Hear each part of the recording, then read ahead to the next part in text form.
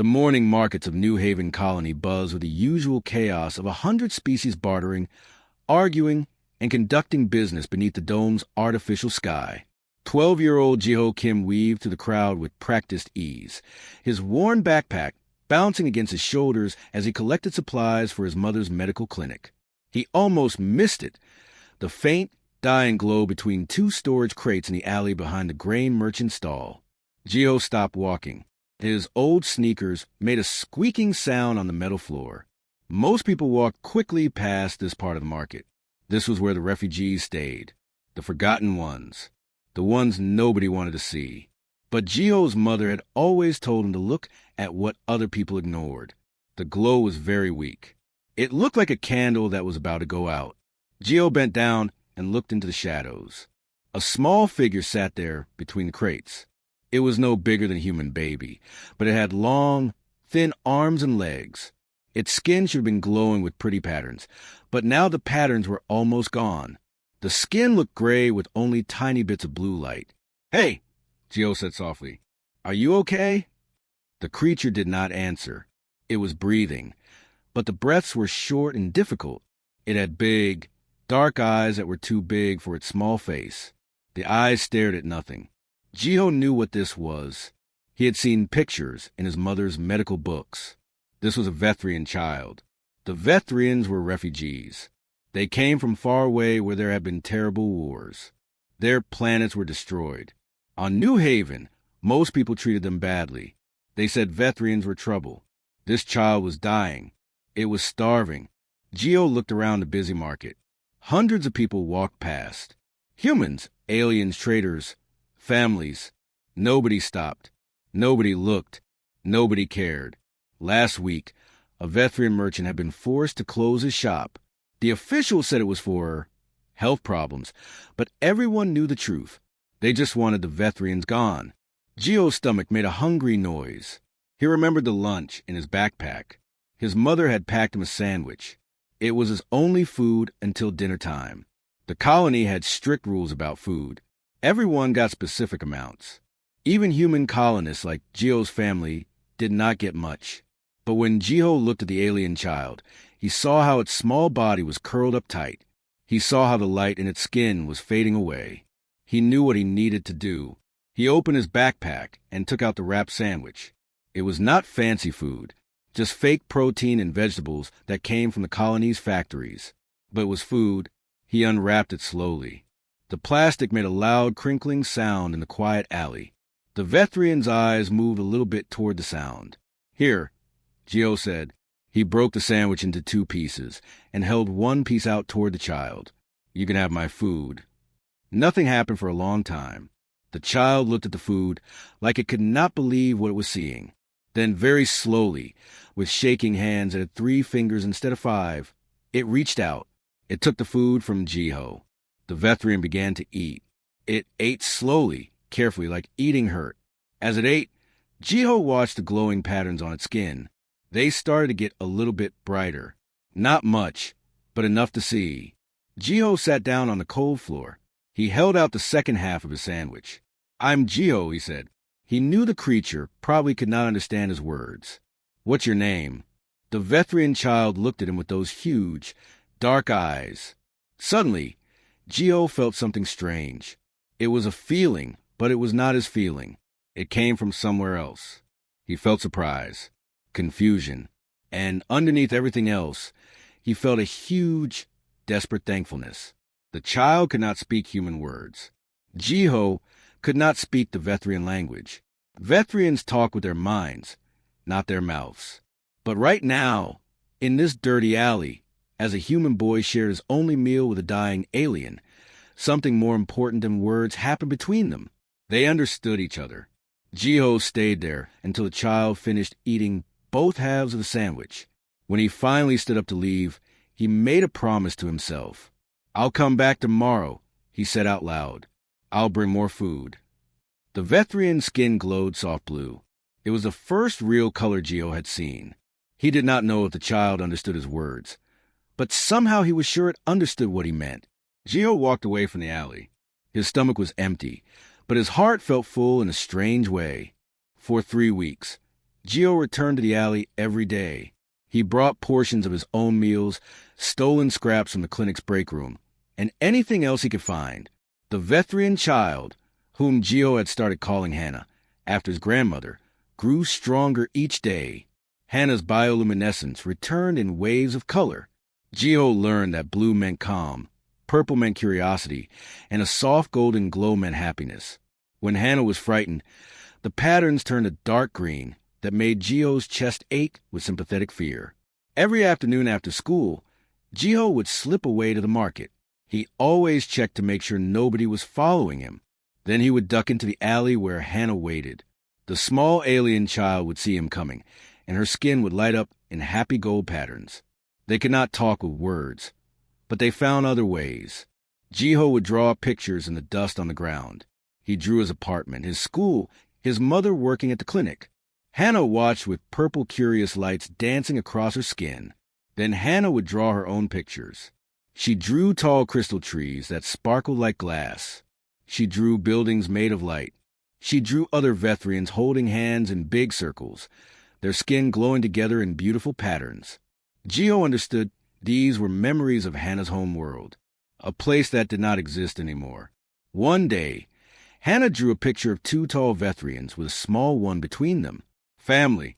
Then Hannah drew big X marks over the tall figures. Geo's heart hurt when he understood. Hannah's parents were gone, dead in the war, or lost in the evacuation ships. Hannah was completely alone. Geo drew his own family. Just two figures, him and his mother. He drew an X over a third figure, his father. Hannah's skin pulsed with dark blue, the color of sadness. She reached out and touched Geo's hand with her three-fingered hand. Even though their hands looked so different, the gesture was the same. Comfort, understanding. As the weeks passed, Hannah grew stronger. She could stand now and walk a little bit. The glow of her skin became brighter and more colorful. She could show more feelings. Red meant she was in pain. Orange meant she was hungry. Soft pink meant she was grateful.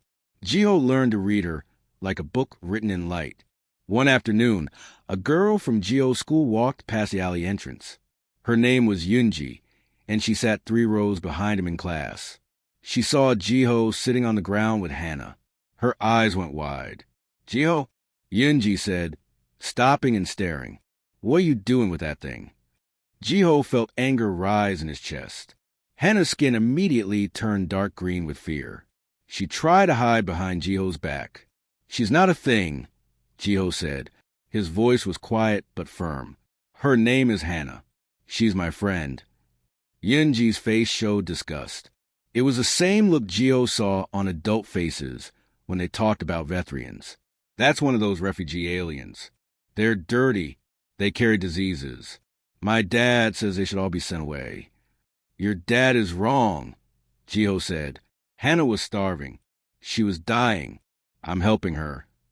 Yunji shook her head like Geo was crazy. "You're going to get in trouble." Then she turned and walked away quickly, her shoes clicking on the metal floor.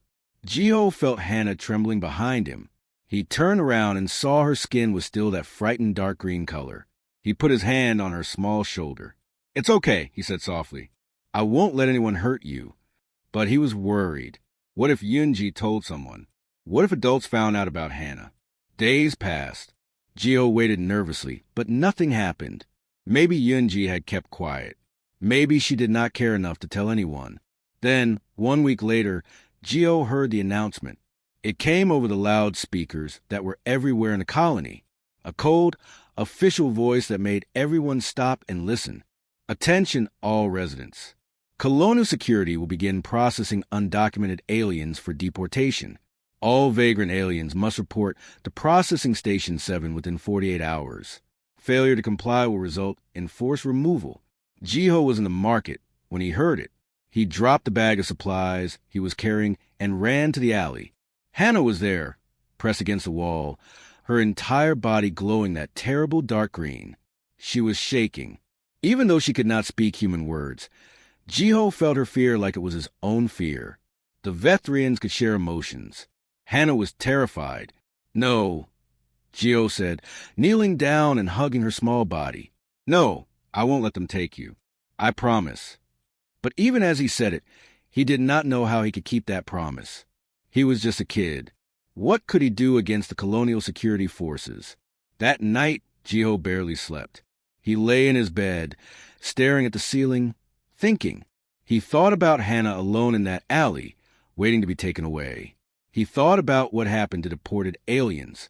Everyone said they were sent to refugee camps, but the camps were overcrowded and dangerous. Children disappeared in those places. By morning, Jiho had made his decision. He could not hide this anymore.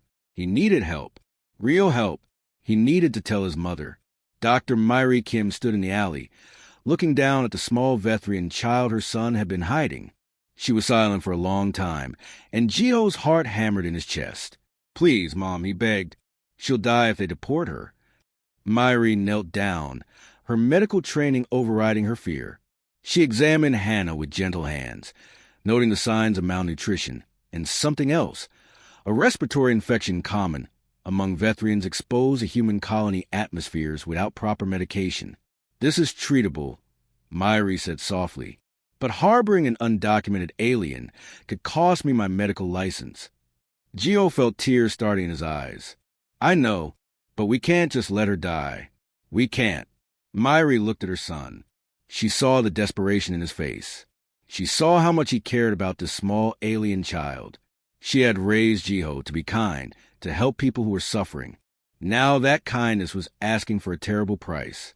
If the authorities found out she was hiding an undocumented alien, she could lose everything. Her job, her license, maybe even their home. But then she looked at Hannah. The small child's skin was glowing dark green with fear. Her breathing was making a wheezing sound that Myri recognized immediately.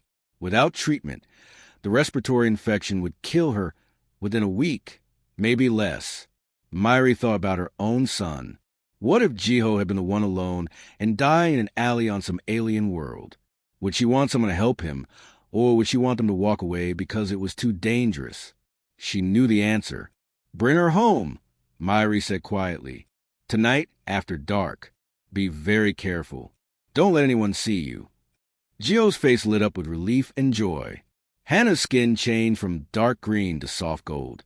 Even though the child could not understand human words, she understood the tone of Myri's voice. She understood that help was coming. That night, Gio wrapped Hannah in his jacket and carried her through the dark streets. She was so light, like she weighed almost nothing. They moved through shadows, avoiding the main roads where security cameras watched everything. It took an hour to reach their apartment building, and Gio's arms were shaking by the time they arrived. Myri was waiting. She had prepared the small storage room next to the kitchen. She had put blankets on the floor, brought water and food, and gathered her medical supplies. For the next 2 weeks, Myri treated Hannah in secret. She gave her medicine for the infection. She provided special nutrients to help with the malnutrition. Gio stayed by Hannah's side through everything. When Hannah had high fevers that made her skin flash red with pain, Gio held her hand. When she coughed so hard she could barely breathe, Gio stayed calm and helped his mother with the treatments. Slowly, Hannah got better. Her skin grew brighter. Her breathing became easier. She started to eat more food. She even began to explore the small apartment, touching things with curious purple lights dancing on her skin. But they could not hide forever. 2 weeks after they brought Hannah home, there was a loud knock on the door. Myri opened it to find 2 colonial security officers standing there. One was a large man named Officer Park. The other was a younger woman named Officer Song. "Dr. Kim," Officer Park said, his voice flat and official, "we receive a report that you are harboring an undocumented alien. We need to search your apartment." Myri's blood went cold. "Who reported this?" "That's confidential," Officer Song said. "Please step aside." They had no choice. The officers pushed past Myri and began searching. It only took them 3 minutes to find Hannah hiding in the storage room. Gio was with her, standing in front of her like a shield. "Step away from the alien, kid," Officer Park said. "No," Gio said. His voice was shaking, but he did not move. "Gio, don't make this difficult." Officer Song said, reaching for Hannah. Her name is Hannah, Jiho shouted. She's not just the alien. She has a name. She's a person. Officer Park moved forward to grab Jiho and pull him away. Without thinking, Jiho grabbed a heavy medical scanner from a shelf and swung it toward the officer. He did not hit him, but the action was enough. Officer Park grabbed Jiho's arms roughly and pushed him against the wall. Jiho cried out in pain. Behind them, Hannah's skin flashed bright red. A sound came from her, not from her mouth, but from somewhere deeper. It was a telepathic scream, a wave of pure fear and anger that hit everyone in the room like a physical force. The officers stumbled backward. Myri felt it too, a crushing wave of terror and desperation. Stop, Myri screamed, throwing herself over Hannah. Stop it. She's just a child. She's terrified. Officer Song had turned on her body camera. It had recorded everything. Jiho trying to protect Hannah. Officer Park being rough with a 12-year-old boy. The bruises already forming on Jiho's arms. Hannah's desperate scream. Officer Park looked uncomfortable now. We have to take the alien in. Those are our orders. Then take me too, Jiho said, tears running down his face. If you take her, you have to take me. I won't leave her alone. The officers looked at each other. This was not what they had expected. They had thought this would be simple. Take the illegal alien, file the paperwork, go home. But now there was a crying human child with bruises on his arms, a desperate mother, and a terrified alien child who was clearly sick and scared. Officer Song made a decision. We'll take them both to the station. The council can decide what to do. At the security station, everything got worse before it got better. But Officer Song's body camera footage had already been uploaded to the station's network. By morning, someone had leaked it to the news networks. The video spread fast across New Haven's communication systems. Everyone saw it.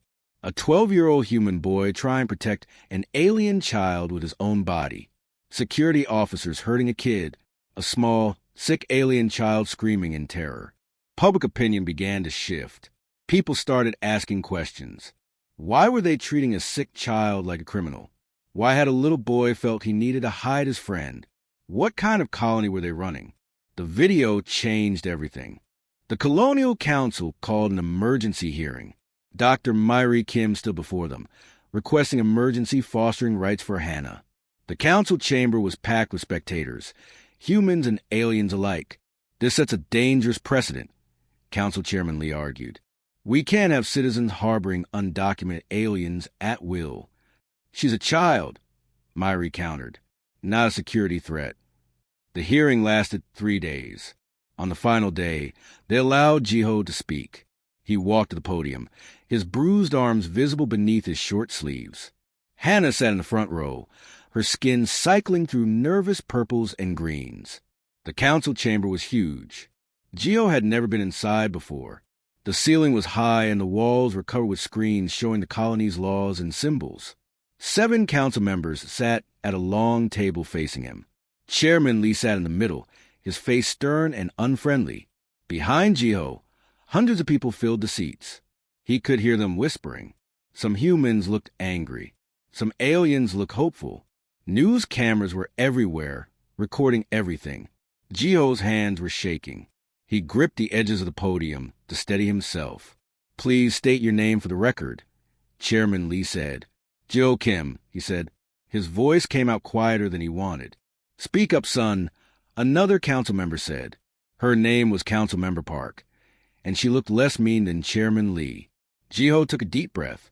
My name is Jiho Kim. I'm 12 years old. Hannah is my friend. The alien child has no legal name, Chairman Lee interrupted. Please refer to it by its proper designation.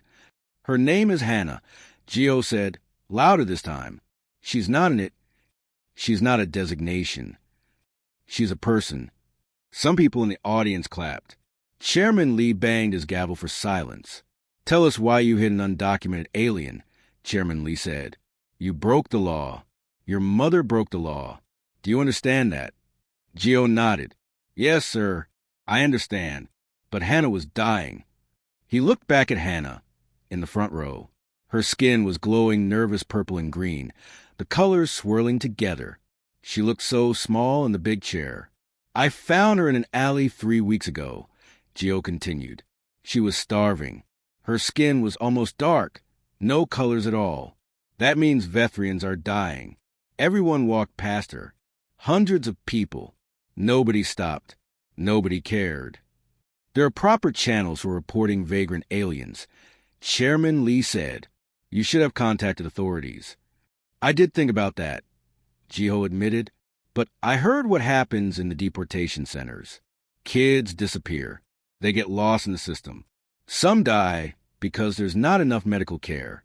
I couldn't let that happen to Hannah. Councilmember Park leaned forward. "So you decided to take the law into your own hands?"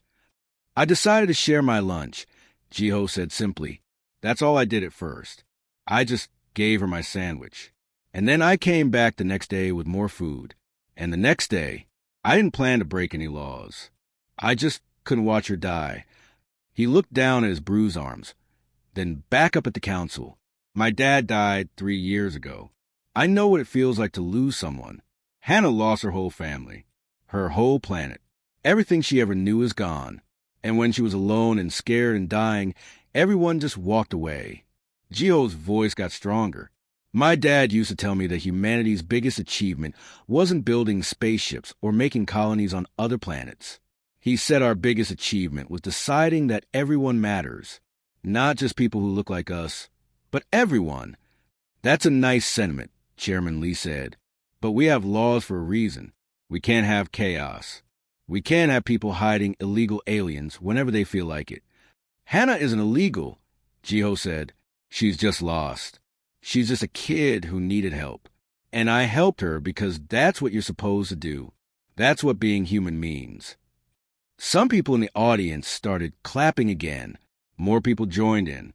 Chairman Lee banged his gavel, but the clapping continued. "If we can't show basic kindness to a starving child," Jiho said over the noise, "then what are we even doing out here in space? Why did we leave Earth? Just to be the same cruel people on different planets." The clapping got louder. Chairman Lee gave up trying to stop it. When the noise finally died down, Councilmember Park said, "We'd like to hear from the child. Can she speak?" Myri stood up. "Vethrians communicate through telepathy and emotional projection, but we have a translator device." She held up a small machine. "It converts her emotional broadcasts into words." The council agreed. Myri brought the device to Hannah and helped her hold it. The small alien child stood up, her skin still swirling with nervous colors. When Hannah touched the device, her emotions were converted into words that came out in a mechanical voice. But even through the machine, everyone could hear the feeling behind them. Lonely, the device said, cold, hungry, dying, pain, fear. Hannah's skin flashed dark green, remembering. Then warmth, food, friend, safe, happy, hope. Her skin changed to gold, then to soft blue, then to grateful pink. Love. The device said simply, family.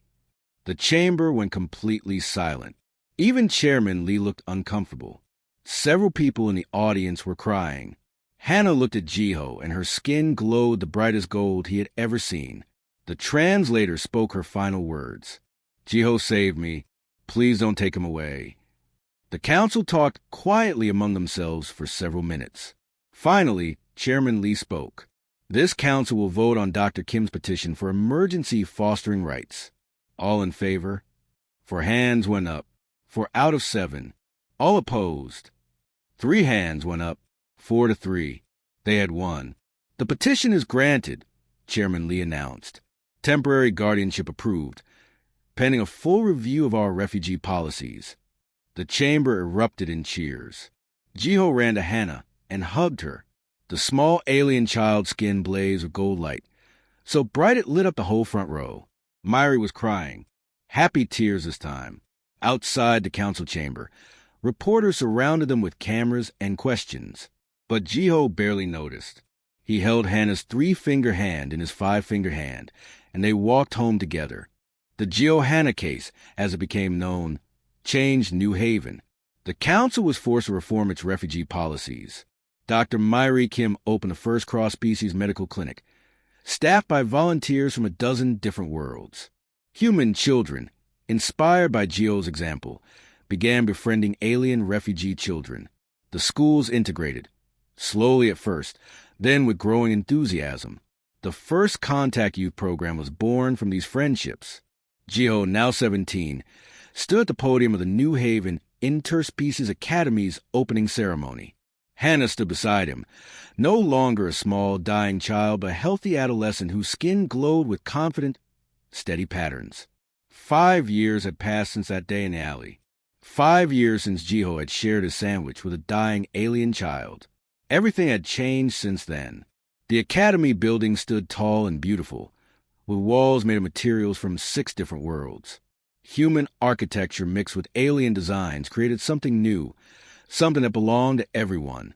Today was the first day of classes, and students from 20 different species were waiting to begin. Gio looked out at the crowd. Thousands of people had come to the ceremony.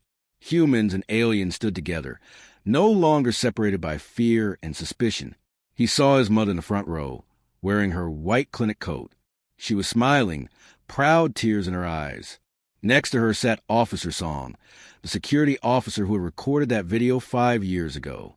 After everything that happened, she had quit the Colonial Security Force and now worked at Myri's clinic, helping refugee families navigate the system. Even Yunji was there. The girl who once called Hannah a thing now volunteered at the clinic every weekend. She taught human children how to communicate with Vethrian children through art and emotion. People could change. Gio had learned that.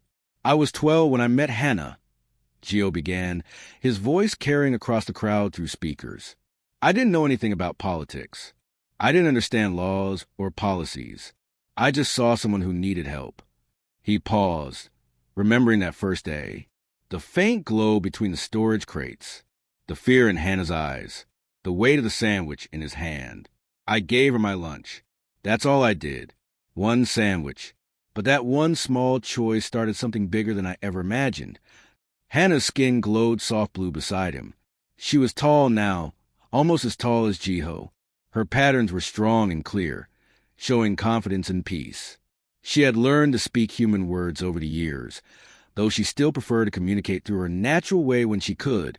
After the council hearing, things started to change. Gio continued. Other kids saw what happened.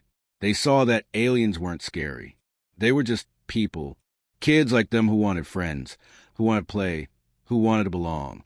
He gestured to the crowd where dozens of mixed groups sat together. Human children next to Vethrian children. Tall, furry Calathi sitting with small, scaled Nyx. Different species, different worlds, but all friends. The first Contact Youth program started because kids wanted it. Adults made the rules, but kids made the friendships. And those friendships changed everything. In the crowd, Gio saw a human boy about 7 years old holding hands with a young Vethrian girl. They were laughing together, their joy obvious. 5 years ago, that would have been impossible. Now it was normal. My mom opened her clinic because she saw that everyone deserves medical care, not just humans. Now, 12 different species work there together, healing people, saving lives. Myri wiped tears from her eyes. Her clinic had started with just her and one volunteer. Now it had 50 staff members and helped hundreds of refugees every week. The schools integrated because teachers realized that children learn better when they learn together. When humans study Vethrian emotion art, when Calathi learn human music, when everyone shares their knowledge, we all become smarter. Behind the podium, the academy building represented exactly that. Inside were classrooms designed for every kind of student, labs where different species could work together, art rooms where emotions could be expressed in light, sound, color, and movement. This academy exists because one act of kindness rippled outward like waves in water, Gio said. Because people learn that compassion doesn't have borders. It doesn't care what you look like or where you came from. At the spaceport, visible in the distance, a new refugee ship was landing. But this time, there were no security forces waiting to process and deport. Instead, there were welcome banners in 20 languages. Volunteer families ready to help. Children excited to make new friends. 5 years ago, I was just a kid with a sandwich. Jiho said, I didn't know I was starting a revolution. I just knew that someone was hungry, and I had food. Someone was alone, and I could be a friend. He looked at Hannah. She looked back at him, and her skin displayed that same grateful pink it had shown 5 years ago in the alley. Hannah taught me something important, Jiho continued. She taught me that the things that make us different are beautiful, not scary. That connection is possible even when we don't speak the same language. That family isn't about biology. It's about choice. Hannah stepped forward to the microphone. She spoke in careful human words, her voice soft but clear. Thank you, she said, speaking to Jiho but also to everyone, for sharing your food, for sharing your world, for teaching me that I was not alone. The crowd erupted in applause. Vethrians in the audience lit up in brilliant colors, creating waves of living light that swept through the gathering. It was beautiful, like watching Aurora's dance. Jiho finished his speech with the words his father had taught him long ago, words that had guided him through everything. Humanity's greatest strength isn't our technology or our ships or our weapons. It's our ability to see suffering and choose compassion. It's our capacity to care about someone who's different from us. One shared meal, one moment of kindness, one choice to help instead of walk away. That's how we build a future worth having. As the ceremony ended, students began filing into the academy. Human and alien children walked together, talking and laughing. They didn't see different species anymore. They just saw friends. Jiho and Hannah walked together toward the building where they would both be teaching. Jiho was an instructor now, teaching xenoanthropology and cultural understanding. Hannah was a student counselor, helping refugee children adjust to their new lives. Do you ever think about that day in the alley? Jiho asked quietly. Hannah's skin pulsed with soft gold. Every day, she said. It was the day I learned that one person can change the world. You changed my world too, Jiho replied. They entered the academy together, ready to teach the next generation, ready to spread the lesson that had started with one sandwich in a dirty alley. Behind them, New Haven Colony stretched toward the horizon. The dome's artificial sky glowed with the light of a new day. And in that light, thousands of beings from dozens of worlds lived together, worked together, learned together. All because one 12-year-old boy had looked at a dying alien child and whispered, "You can have my food." The end.